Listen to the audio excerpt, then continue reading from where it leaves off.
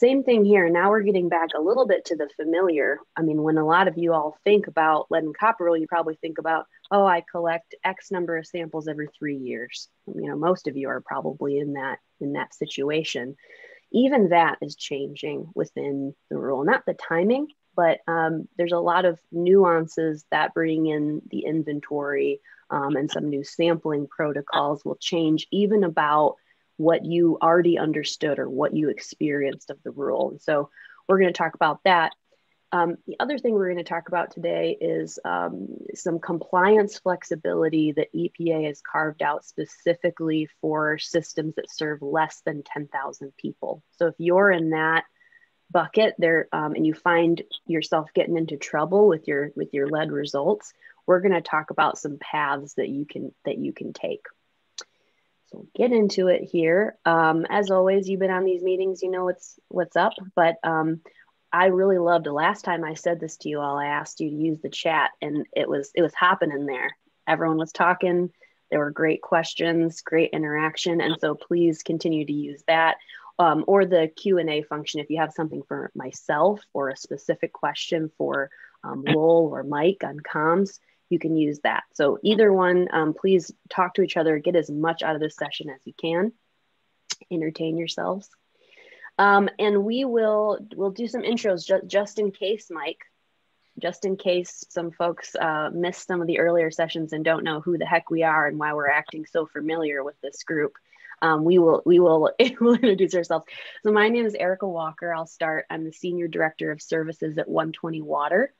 We've got two companies on this call, 120Water and Water PIO, but we're partners and friends and work a lot in this space. 120Water is a technology and consulting company out of Zionsville, Indiana, in the Indianapolis area. I'm in Bloomington, Indiana. My background's in environmental science and policy analysis. I've in my kind of short career, I've hopped around from working with local utilities directly, to state agencies, to the federal government. And here at the company, I work directly with our clients on consulting projects. My focus right now has largely been on helping systems put together inventories, but we do lots of other work even outside of the drinking water space. And I will turn it over to Mike to reintroduce himself. Thank you, Erica. As many of you know, thanks to the support I've received from South Carolina Rural Water, my firm affordably helps water utilities, wastewater utilities of all sizes improve their customer meeting and crisis communications. We're based outside of Hampstead, so spokes from the wheel, North Carolina, South Carolina, Virginia, Georgia, Florida have kind of formed our base. But you know, this week I'll be talking to Texas and Alabama as well. So we've been very fortunate since 2017 to get started with our business. And we have South Carolina Rural Water and Charlie and Jill to thank, and their staff to thank for that. We're here in Copper. We're going to be here in the future. People keep telling me, I was at North Carolina Rural Water last week, about how this is going to change our game and our business, and it will, and unfortunately it will. So I see the slides flipping, so I'll stop right there. No, it's all good. Thank you, everybody. I look forward to seeing you on the road again. It was nice getting back out on the road last week, so I'll see you out there. Thank you. That was not a virtual shepherd's crook. That was an accident. It's all good, Erica. It's all good. Right. Sounds good. All right. Well, let's talk about what we're going to talk about. So I'll touch briefly on the current, especially tier site, those places you sample from. What does it look like today, just to remind you of the familiar? Then we'll talk about how it's changing with the lead and copper rule revisions. I'll stop off at this notion of the small systems flexibility so that, again, you understand what options you have available to you should you get high levels of lead in your monitoring results. And then, as always, I'll leave you with some thoughts about some steps you can take today. This is a big rule. There are many things that you don't need to worry about right now, to be honest. There are some things you should be thinking about and taking action on today. And so one of the things that all of us here on the call really want to leave you with is a great understanding of what's coming and then a way to prioritize the work that's ahead. So I'll leave you with those thoughts, and then Mike is going to dive back in and talk about the many communicational facets of tier siting and compliance monitoring. And then Lowell will come back in. He'll talk about the partnership that we've built together with Rural Water Association, and then we'll hop into some questions and discussion. All right.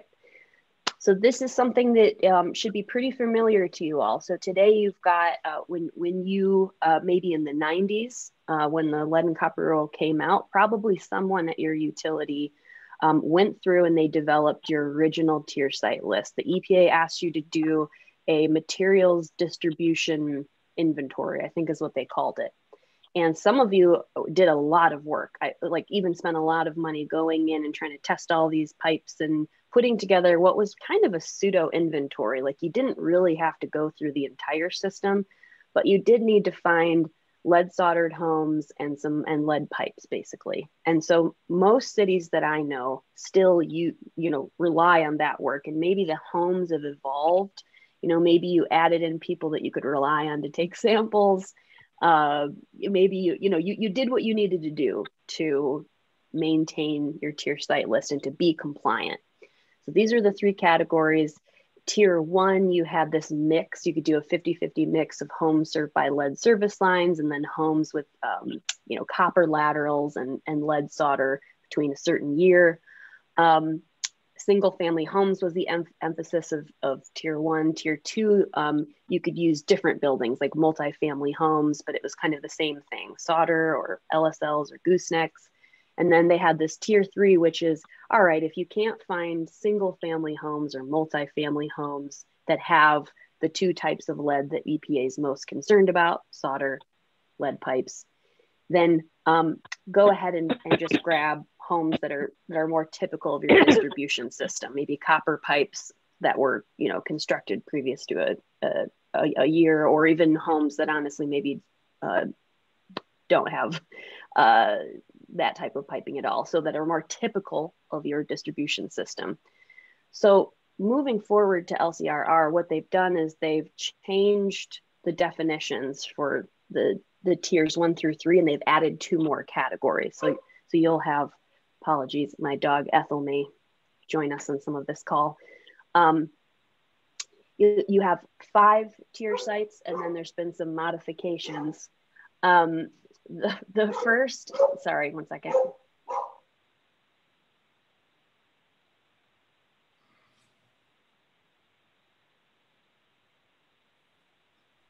All right. The joys of virtual meetings from home. So this is how it's changing. So tier 1, basically, it's all about the inventory, which is the takeaway from my slide here at the bottom. They want you to take that inventory, and over it, they want you to overlay the new tier sites. So tier 1 would just be single family homes that are served by lead service lines that you identified in your inventory. Tier 2 would be multifamily residences served by LSL. So you can see high premium on sampling from known LSL homes. And then tier 3, you get into that. You'll recall, if you attended our session on the inventory, galvanized lines requiring replacement, which is a galvanized line that is currently or was historically downstream of an LSL. And then you've got these next 2 they added on, which starts to get at the lead solder and copper lines. And then 5 is sort of just representative. I mean, there are communities that could go through a whole inventory, and thankfully they don't have these things. And so EPA has created, a 5th category that allows you to just go ahead and get sort of representative homes that don't contain lead. So these are not things you need to memorize, but I think it's important because for me, I immediately make the connection between why it's important to get that inventory right and set up now and this. Because if you think about your life with lead and copper over the next decade, we're getting these pipes out of the ground. So if you have lead pipes in your community, we're going to be slowly moving toward replacing them. And that means you're going to need to replenish your pool and tier sites. And so just really understanding what every line is made out of, going through that records review, making an inventory is going to make this process of recategorizing them and pulling them in and out just much more simple over your life with this rule. All right, so that's the tier siting. Let's talk about the differences between the actual sampling. You know, you've gone through the tier site exercise, you've got your sample pool, you've had that approved by the state. Sampling, what are you required to do today, and then how is that changing? So today, and this is a simplistic view, today you take a 1 liter sample from a kitchen or bathroom faucet, and you do it after stagnation by you, usually your customer. And then of course the sites are based on that, probably that materials inventory that you had done back in the 90s. And tomorrow, and again, we're talking about sometime in 2024, we'll Charlie talked about this, you guys are going to get the most current information. So as those timelines become more clear, you know, we'll get information to you. But sometime in 2024, you would apply the 1st liter samples that you're used to in tiers 3 through 5. So that's when you start hitting that, you know, galvanized requiring replacement, solder, and then representative homes. But for the first 2 tiers that have lead service lines, you're going to be doing what's called 1st and 5th liter sampling. We talked about this, I think, in the lead service line inventory session, but here's a nice visual of it that I lifted from the University of Michigan. So the 1st liter, you can see to the left in the picture, that's what you're used to, right? So it's a 1 liter sample and you analyze it for both lead and copper. That is the same thing that will carry forward for tiers 3 through 5. Again, galvanized required replacement, lead solder homes, and representative homes. For the first 2 tiers that could contain you know, homes, either single family or multifamily that are served by lead pipes, you got to do the image to the right. And so you'll have 5 1 liter bottles, and the resident will pop the caps off, fill them in order. You ditch the middle 3, and you're only analyzing the 1st liter for copper and the 5th liter for lead. And why, you ask, is this highly complicated sampling regimen being thrown on your plate? The reason is, it's actually a good reason. It is complicated, but it's a good reason. The reason is, as you all know, that 1st liter says nothing about your materials. That 1st liter is representative of what is in the customer's home. And if there's lead there, it's honestly usually probably their faucet or their internal plumbing. It is not your service line material, even if you do own the service line in your community. So what EPA is trying to do is to try to get you better water quality data from the actual lead pipe, from the known location that's a lead service line, so that you can take it into account for your corrosion control treatment. And so obviously, so they can use it for regulatory activities. So that's that. In terms of the newish best practices bullet that I mentioned here, post Flint, we learned some things that were just good tweaks to the sampling procedures. So things like a wide mouth bottle. They don't want you to use those tiny little, you know, inch wide bottle mouths. They want you to use the wide. I'm so sorry. And they also don't want you to do any pre-flushing prior to stagnation. So those are the 2 things that have been codified now into the collection procedures. All right. So sampling has occurred.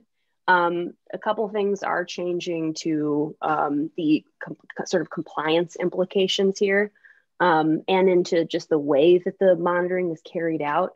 So today, as you know, you're collecting samples either twice a year, once a year, or every 3 years.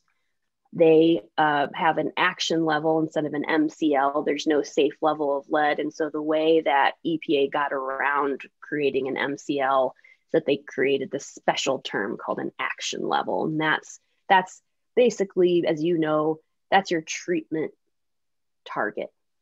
And from that, lots of items can happen to you if you don't reach that target for your 90th percentile. And that's still true today. Today, if you don't meet that target, the state could ask you to install corrosion control treatment.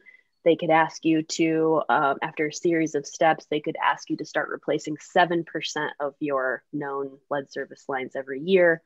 And there's some other customer notifications and some other items that come into play.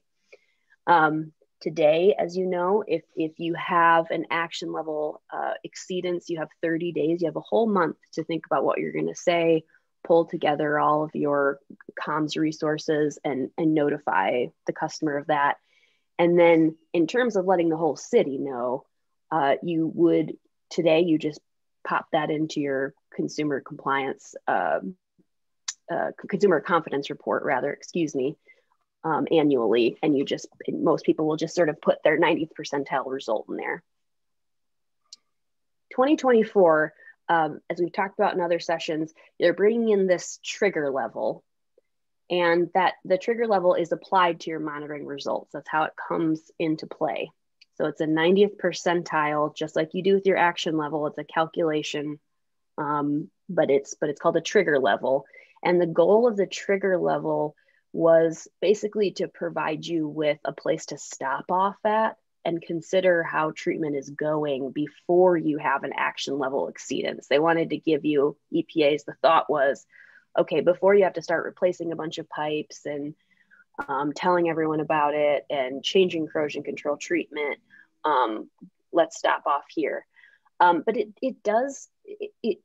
it's a pseudo action level, because as you'll see in one of the next slides I show you, like, you do need to take action if your results hit this 90th percentile for 10 parts per billion. And as Mike's going to talk about, there are some sort of communicational challenges or nuances around how you deal with the trigger level. So something to think about. Mike's going to go into more detail here, but they've shortened the notification window currently. So you'd have 3 days to notify an individual home that's over the 15 parts per billion. And then once all of your results are in and you calculate your 90th percentile, if you're over the 15 parts per billion, if you're over the action level, then you have 24 hours to tell everybody, to notify everybody about it.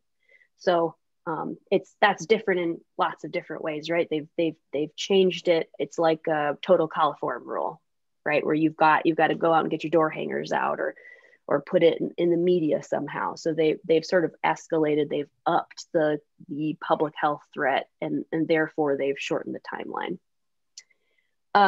And then they've added, and I'll show you this in a little more detail, but they've added some sort of new post steps for lead service line replacement.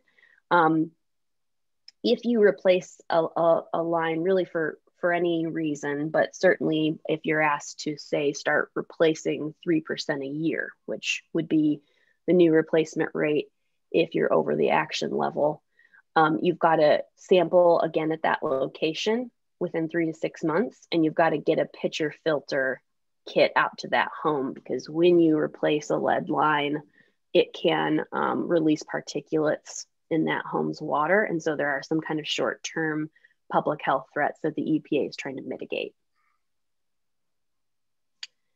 All right. And I made this, actually, Charlie and Jill, and we were all getting together way back. I see a little smirk on Charlie's face, so he is remembering this conversation. I made this crazy flow chart because I honestly was just trying to understand what these changes mean for a utility. Like, what actions will this flow into? And so this is just one part. You can imagine this thing gets way bigger for all the other areas, but this is just for sort of tier sites.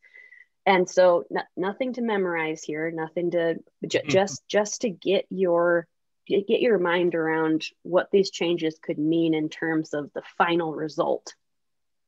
I think it's useful for that reason. So Up at the top, you've got your 5 tiers.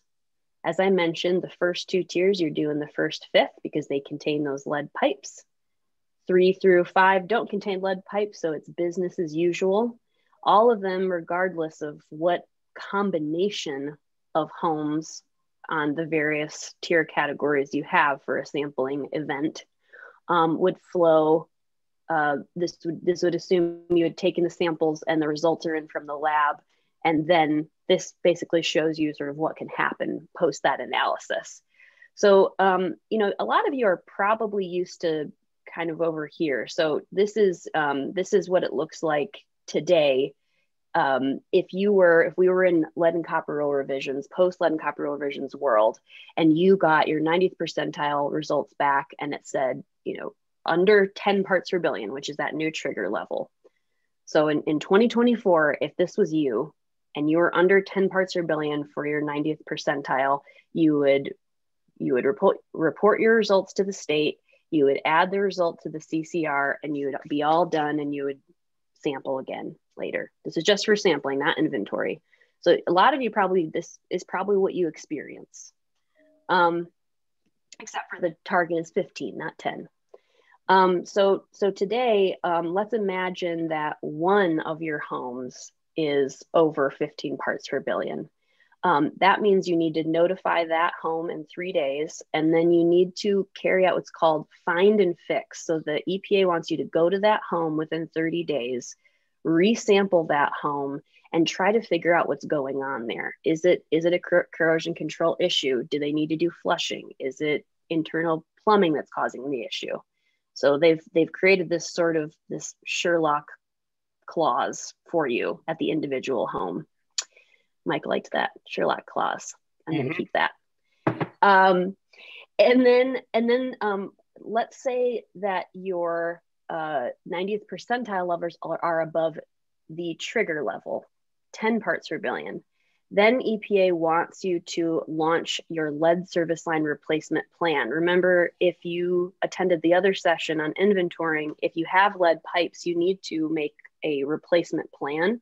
And in that plan, as we talked about, you need to have a strategy for how you notify the customers, for how you replace, for how you pay for it. And so EPA is saying, if in your monitoring results, you are over 10, we want you to start reaching out to people and see if you can do some replacement.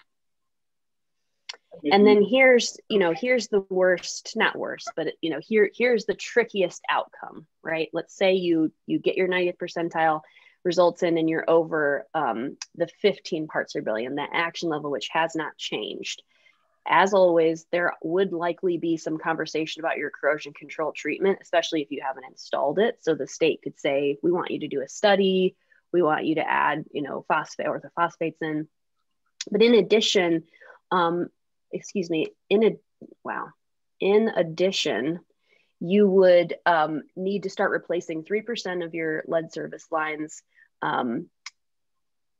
for 2 years, but that percentage is a year. And then you would need to notify the customer before you replace, again, provide those pitcher filters and do sampling.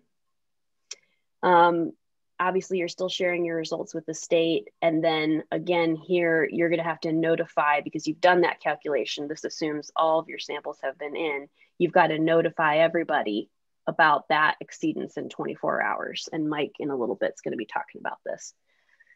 So, I guess drink this in a little bit. This is not to intimidate or scare anybody, but it does show you of sort of, these are the scenarios that you could find yourselves in. And I do think that this is why we are advocating for so much planning and thoughtfulness now, so that you can avoid having to pivot your resources and rush around to figure out your lead service line replacement plan, or to figure out how you're going to meet your 24 hours. We just don't want you to find yourself in that situation. So that's why inventorying and planning has been emphasized so much in these 4 hours that we've been together, because if you imagine yourself in the red on the right and you haven't done that, that's not going to be a good situation for you and your team. So enough doom and gloom, as Mike would say. Let's talk about a little bit of, I would say, glass half full or silver lining here in terms of compliance, at least. So for you folks that are serving less than 10,000 people in your distribution system, when you have your 90th percentile results between that trigger and action level, if you find yourself in that circumstance, you can select one of these 4 options for you. And you would do this, as I read it, with your regulator. So you'd reach out and say, hey, I'm here are the results. I'm actually really interested in picking one of these flexibility options. And regulators in your state are very, very down to collaborate and help you. And so I know they would be a good partners in making this decision. But here are the options. So you can go ahead and say, I'm going to complete all of my lead service line replacement. I don't, to me, maybe you've done your inventory and you've got 5 pipes, right? There's a cost benefit here that you can do to say, this actually makes more sense for me. I've crunched the numbers. I'm just going to get these things out of the ground. So that's one. The next would be CCT installation and maintenance, obviously. The next one, I'm not sure how common or useful this will be for folks on this call, but point of use device installation and maintenance. So this would be like sending out point of use filters to your customers and having them install them on their sinks and maintaining those. So I would say you'd have to be, in my opinion, you have to be a pretty small system for this to make sense, but that is an option that you can consider. And then I don't think there are any non-transient, non-community water systems here, but if there are, no, Charlie said no, so we don't even talk about them, but they have an option too. All right, and then we have arrived at the last slide. Sorry, my dog really threw me off of my flow, so I appreciate you all bearing with me. But I'll leave you with the 4 final thoughts here.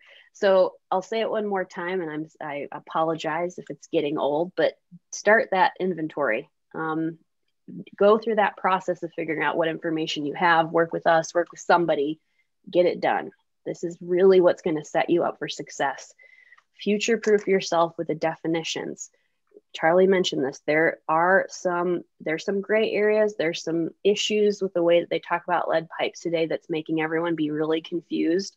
Mm-hmm. There's still a way to go through and identify what you know and what you don't know without having to worry about that. And I talked about that in our recommendations for that are captured in the video of that session, and I would go back and refer to that. Use the inventory as the basis for your tier sites. You know what the tier site definitions are going to be. You know what EPA is using for the core of its inventory definitions are not going to change, and those are fairly clear actually. So you can figure out what the tier sites are going to be, and you should prepare to start making those classifications. And then I would look at that list of the 4, well, for you, 3 compliance alternatives, and I would think about what would my selection be? What makes the most sense for my community? You don't need to know it tomorrow, but within the next year or so, you should have identified, what am I going to pick if I get into trouble? And I need some help. So that would be a good planning option for you, is to make that selection.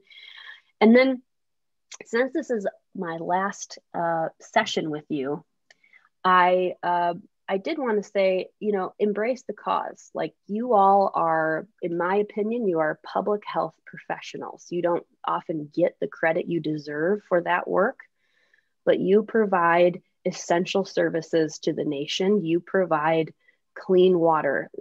There's nothing else more essential to our life as a civilization. And so you're public health professionals. You care passionately about your communities and about providing clean drinking water, and you do it every single day. And this, yes, it's complicated, but we can do this. We can do this because you do it every single day. So, I wanted to thank you for the work that you do for public health, and just to encourage you to embrace this cause and see it as a further iteration or evolution of the public health work that you really already do. And with that, turn over to Mike. Thank you, Erica. Erica, actually, we did this last week. I think it works pretty well. If you could go back to your flowchart slide, that slide is small, complicated, and we'll be asked to blow it up in the future. But I think it's important to see it all on one page like this, because as you look at that flow chart, each and every part of that flow chart has a communications piece. Each and every part. Talking about your tier site monitoring, talking about the different levels you might face, talking about individual hits versus system-wide hits, talking about your lead line replacement program, talking about everything. Each and every part of that flow chart is going to require communications that perhaps you've never handled before. So that's what we're really looking at here as I get underway. And with that, Erica, if you'll send me back to where so we've got a lot of challenges. I'll start with a couple of the core points all over again. Become and stay the go-to source for information about your lead work. As we get rolling with this, plan and then talk about your lead work now. It's going to help you out for the future. It was a great conversation last week I had at North Carolina Rural Water, talking about the need to get ahead. And the people in the room realized that this is coming and it's not going away. Get ahead and stay ahead of your requirements, both with your operational work and your communications work. The communications work supports the operational work, and it just makes it stronger. So embrace, I'll use that term, embrace the communications work as well. Go ahead, Erica. So for the requirements, I only have a couple of repeat review slides here. The key rule when we talk about communicating the revisions, explain the rule and its challenges before they affect you. As I've mentioned, if we don't run away from the rule, we embrace the rule, we're going to be better off. Timing is everything. You can say the exact same thing before discovery or an exceedance or the choices that you have to explain about solving problems. You can say the exact same thing before you start doing that work, and you'll look transparent and trustworthy. You say the exact same thing after you have a discovery or a situation you have to explain, and you're going to look guilty. It's all a matter of timing in some cases with this. Go ahead, Erica.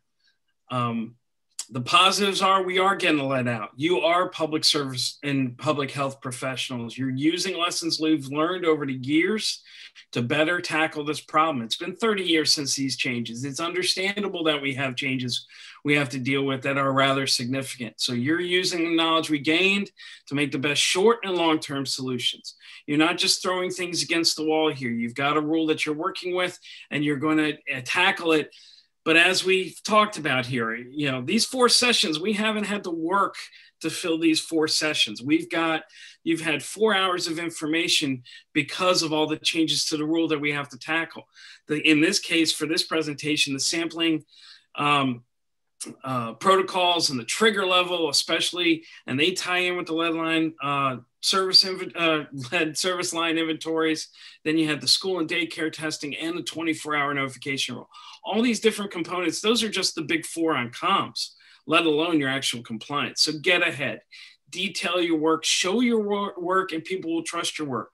And no, you don't have to show everything at once. You can show how it's a progression of work that's going to meet the rule. Explain the actions before taking them, and people will trust them when you take them. And you blow up the opportunities for misinformation to take hold. All right, so for this presentation, as Erica talked about, this really drives off your inventory work. The site selection, the sampling changes are going to draw attention. It's a byproduct of your inventory work. So it's going to start with negatives. We talked about this with the inventories. Why haven't you done this before? You're going to have to explain the inventory process, the new sites that are included in the rule, the new testing process to make sure it's handled right. The changes, why'd you make those changes? Were you missing lead before and now you're going to capture lead? You have to handle those. The findings are going to be made publicly available. There's no avoiding it. The problems will be there for all to see. So you've got to be there providing perspective so people don't think that you've got a massive problem with your system because a couple of homes might get a discovery for the first time ever. And that's where proactive communications will be a must. Customer comms, we talked about this before. I'll scoot through it a little bit. You know, those inventories drive the selections. The new sites will be tested for the first time. You have the greater potential for discoveries. That's why the changes of the rule are here. And we need to explain this first. The changes of the rule are designed to get the lead out by finding everything in just about every possible way, using every possible tool at our disposal. So you're going to have more discoveries. And then you've got the confusion over sampling. You're going to have to explain to your customers about the new process. So the public's going to have to pay attention, excuse me. And in order for you to be successful, there's a higher risk for mistakes and shortcuts. Will people truly take that fifth draw? Will they just cut corners? I mean, we have to deal with that. So there are going to be some positives here with your tests and some false positives that you're going to have to explain. I've talked about this before in situations. We've had customers come up with 220 hits on their homes because they didn't follow the procedures. So specific customer focused education will be required. And at the same time, we're talking to people about how to conduct the tests. We're going to have to explain why and how it's beneficial, and why the utility isn't exactly the enemy here either.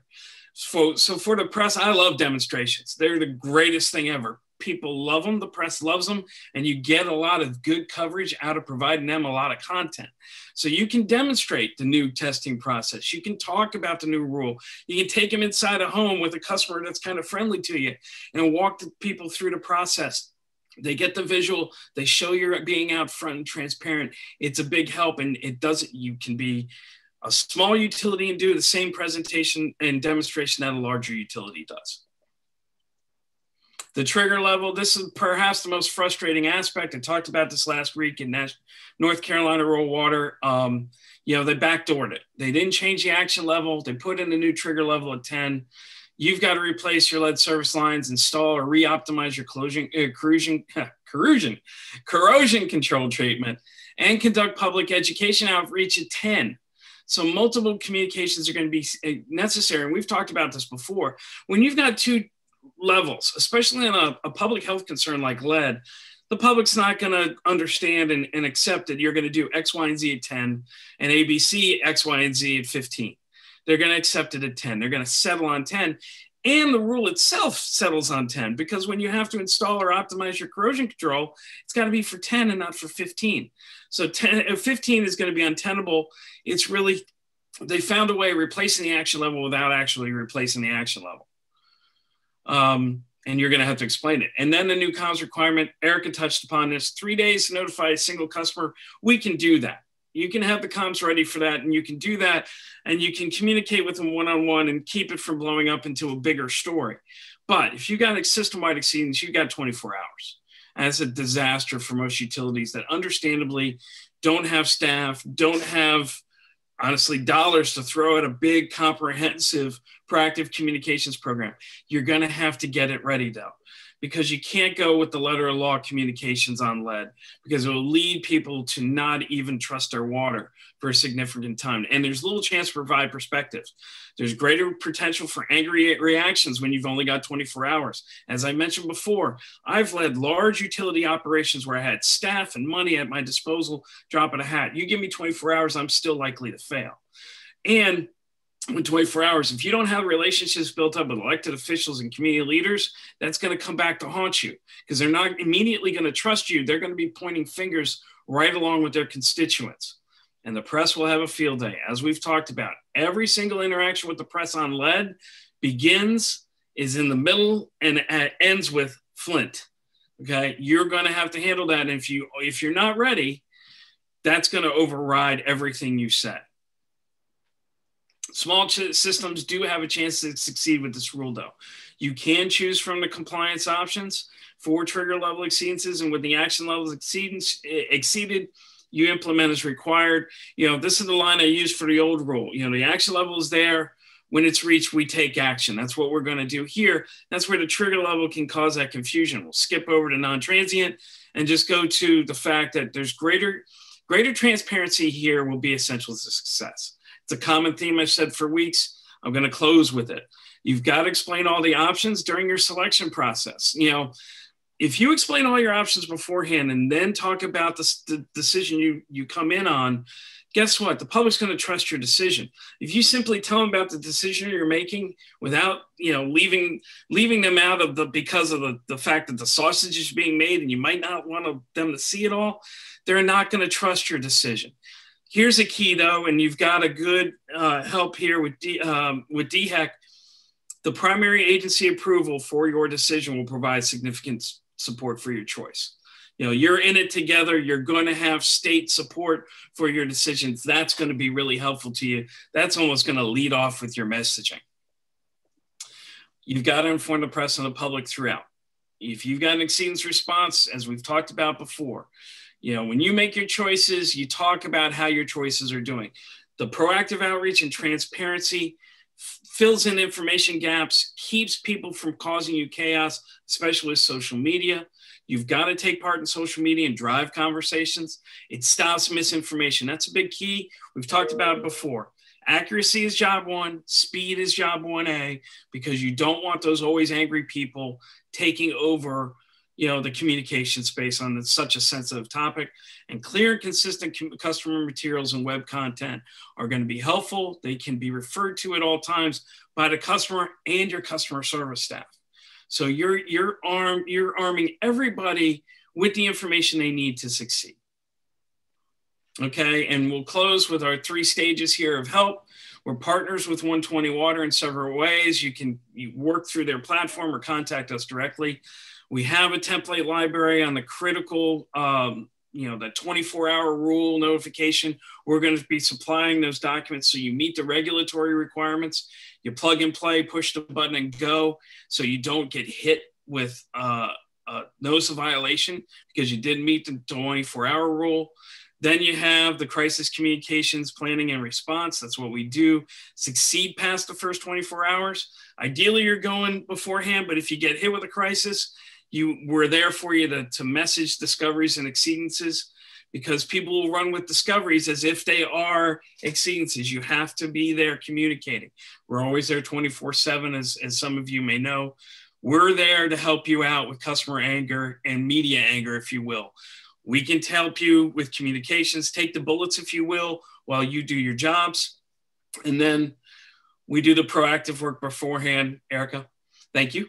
The short and long-term work, planning and implementation, get ahead of it, which is our first point that we talk about. Get ahead of it, proactively plan, proactively communicate. You'll succeed no matter what happens. You're going to have all these different approaches. As the flow chart showed you just on this issue today alone, let alone everything else we've talked about, you can contact us directly or work through 120, and we provide everything for you. We'll help you succeed on this issue moving forward. And with that, I'll give it back to Eric. Excellent. Well, Lowell, now's your time to shine here, my friend. We've got questions and we have some kind of announcements you wanted to make. So I'll let you decide how you want to handle that. Yeah, thank you. And thank you, Mike. Thank you, Erica. Kind of like you, Erica, it's been, I have really enjoyed getting to work with Charlie and team, trying to figure out ways that we could help. You know, again, partnering with Mike and seeing all the great work that he's doing. Just a really cool sense of collaboration across the space on how we deal with these sort of things. And as you saw maybe in the chat, we are, Vincent, he's on one today. Thank you very much. Yeah, we'll try to get resources out based on some feedback, that flow chart. Tara's getting the presentations and the recordings up online. We'll make sure we get the slideshows uploaded too. And then we are very close to launching our LCRR self-evaluation that we've been collaborating with Charlie and Jill on.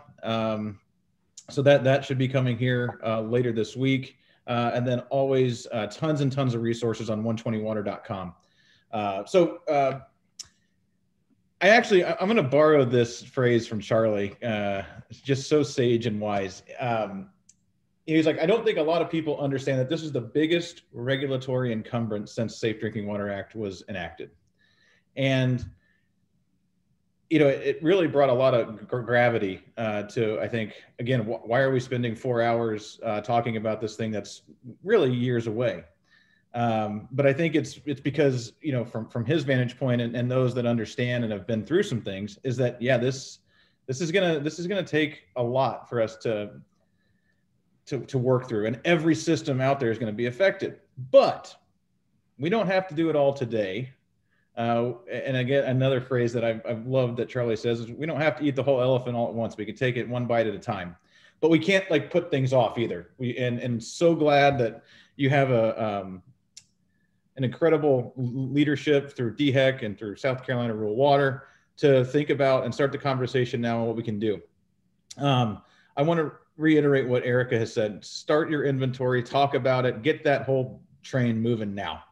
And work with your circuit riders and your assistance providers and 120 and Mike and whoever to help you plan out and make that logical plan of things that we have to be thinking about today, tomorrow, 6 months, a year, 3 years, and then all that wonderful stuff. So to Erica's point, y'all got this. You're amazing people. You do incredible work. And yeah, I got no issue. There's no worries that we're going to be able to get it done, but if we can help in any way, please let us know. And again, 120Water, we're partnering with utilities to help them with their LCR compliance today. Taking the sampling and outsourcing and really just kind of owning all that on behalf of the utility. We're doing this in, I think, 26 or 27 states today. Lots of experience. I think we've done, Erica, probably over 6,500 sampling events since we started, and really been able to take that burden off. And again, as we think about what's coming, right, with potential 1st and 5th liter sampling, all those sort of stuff, just the sampling component is it's enough for people to kind of oh my God, I don't even know how I start thinking about that. So, but beyond that, and Erica, if you want to forward, I mean, we do a lot as it pertains to the revisions, right? It's everything from helping you get your service line inventory created. Again, partnering with Mike and plugging in the powerful comms that he does through our communications platform. Like I said, all the sampling, the replacement filters if need be, and then Erica's team and the wonderful things that they do from a program consulting standpoint. And we'll also, guide you through the school and daycare sampling, which we also, I think, we do 6 statewide lead testing in schools programs today. So we've got some incredible experience there and a lot of lessons learned that we can pass on to you all.